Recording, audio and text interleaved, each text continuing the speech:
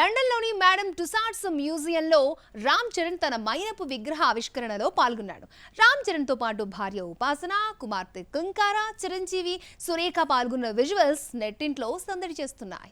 సాధారణంగా హీరోల సోలో విగ్రహాలు మేడం టుస్సాడ్స్ లో కొలువుదీరుతాయి. అయితే చెర్రీ పెంపుడు కుక్క రైన్ విగ్రహం కూడా కొలువుదీరడం విశేషం. రాణి ఎలిజబెత్ II తర్వాత ఇలా పెంపుడు జంతువులతో కలిసి మైపు విగ్రహం కలిగిన రెండో సెలబ్రిటీ రామ్ చరణ్ కావడం విశేషం. చెర్రీ విగ్రహావిష్కరణకు క్లీంకారా వెళ్లినా ఆమె ఫేస్ ను రివీల్ చేయలేదు. కూతురు తనను నాన్న అని ఎప్పుడు పిలిస్తే అప్పుడు రివీల్ చేస్తానని అన్స్టాపబుల్ షోలో చెర్రీ చెప్పాడు. మేడం టుస్సాడ్స్ లో తన విగ్రహం పక్కన కూర్చుని రామ్ చరణ్ ఫోటోలకు ఫోజులిస్తుండగా క్లీంకారా విగ్రహం వద్దకు వెళ్లిన ఫేస్ కనిపించలేదు. మేడం టుస్సాడ్స్ లోని విగ్రహావిష్కరణతో పాటు ప్రతిష్టాత్మక రాయల్ ఆల్బర్ట్ హాల్లో జరిగిన RRR లైవ్ కాన్సర్ట్ లో చెర్రీ పాల్గొన్నాడు. ఎన్టీఆర్, రాజమౌళితో కలిసి సందడి చేశాడు. అలాగే ఫ్యాన్స్ మీట్ లో పాల్గొని పెద్ద విశేషాలు ముచ్చటించారు.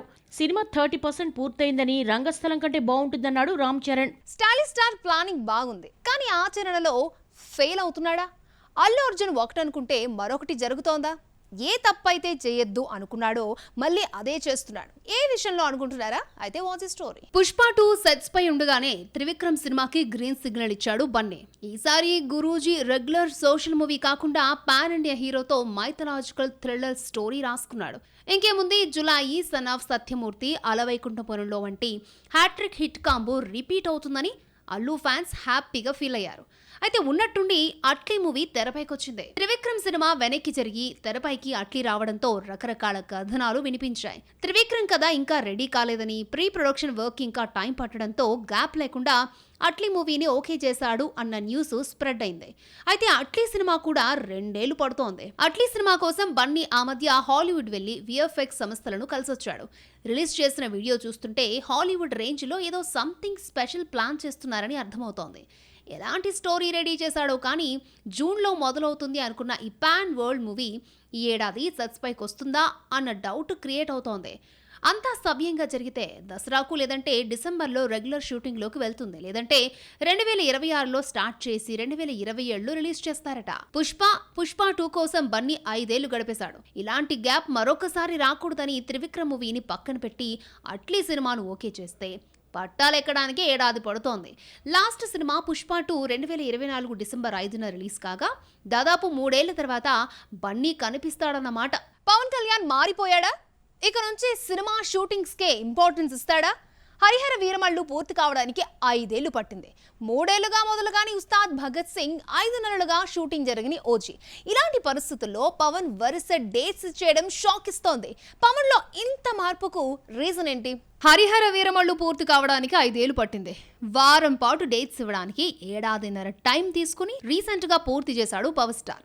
ఇక ఓజీ విషయానికి వస్తే 14 రోజులు నటిస్తే సినిమా పూర్తవుతుంది. దీనికోసం ఇంకెన్ని నెలలు తీసుకుంటాడోనని ఫ్యాన్స్ అనుకుంటే అందరికీ షాక్ ఇస్తూ బుధవారం నుంచి షూటింగ్ లో పాల్గొంటున్నాడు Pawan Kalyan. OG shooting already start కాగా పవన్ బుధవారం నుంచి 3 రోజుల పాటు నటిస్తాడు. ఆ తర్వాత మళ్ళీ డేట్స్ ఇచ్చి జూన్ నాటికి ఓజీని కూడా పూర్తి చేస్తాడు అన్న ప్రచారం నడుస్తోంది. ఇక ఉస్తాద్ భగత్ సింగ్ ఉంటుందా లేదన్న డౌట్ కూడా క్లారిటీ వచ్చేసింది. 2012లోనే మైత్రి మూవీ మేకర్స్ దగ్గర అడ్వాన్స్ తీసుకున్న పవన్ 10% పూర్తయిన ఉస్తాద్ ని కూడా కంప్లీట్ చేస్తాడని తెలిసిందే. ఉస్తాద్ పై క్లారిటీ రావడంతో దర్శకుడు హరీష్ శంకర్ ఊపిరి పీల్చుకున్నాడు. 4 ఏళ్ల పాటు ఉస్తాద్ నే నమ్ముకుని మధ్యలో మిస్టర్ బచ్చన్ తీశాడు. అది కాస్త ఫ్లాప్ కావడంతో రామ్ బాలకృష్ణలకు కథలు రాసే పనిలో పడిపోయాడు. కానీ ఒక్కరూ కన్ఫర్మ్ చేయలేదు. ఈలోగా ఉస్తాద్ నుంచి పిలుపు రావడంతో మళ్లీ బిజీ అయిపోతున్నాడు హరీష్. గబ్బర్ సింగ్ రిజల్ట్ కోసం ఉస్తాద్ భగత్ సింగ్ నే నమ్ముకున్నాడు దర్శకుడు.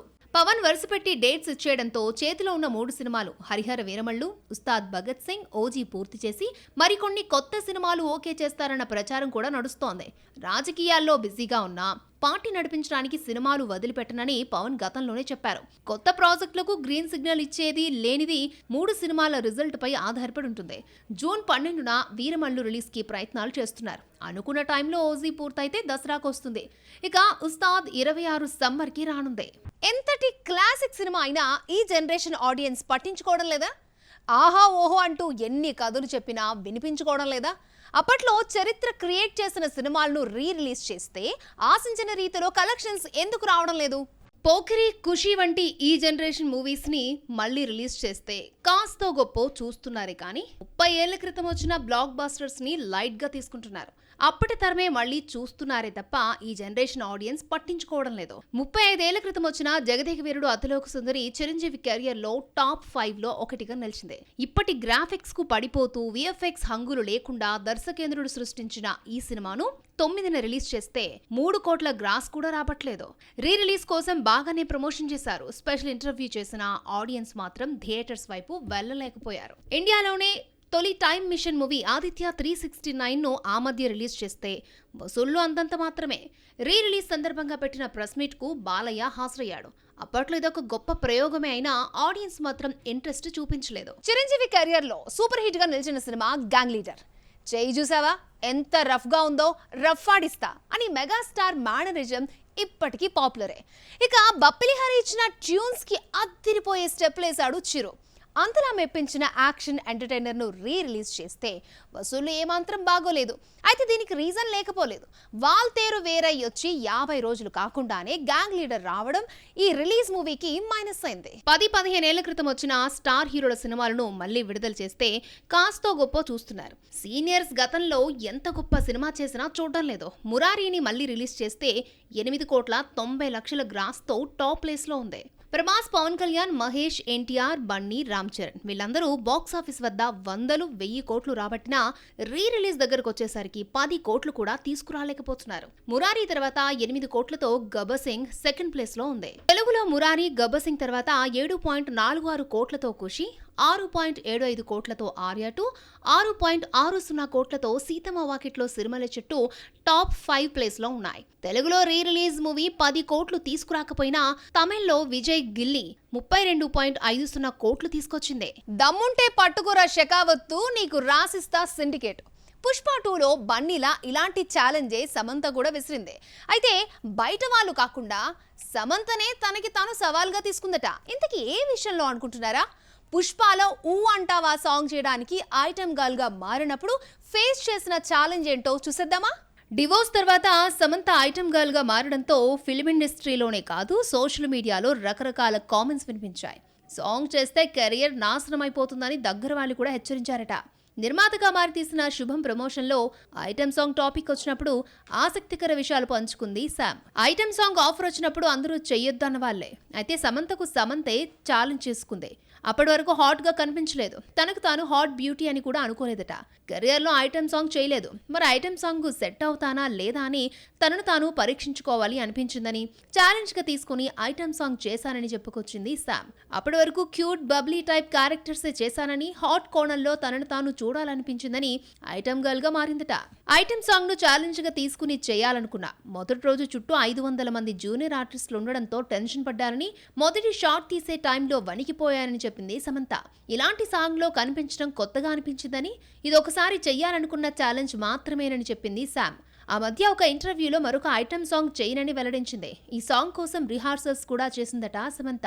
ఊ అంటవా సాంగ్ సమంతకు పాన్ ఇండియా ఇమేజ్ ని తీసుకొచ్చింది.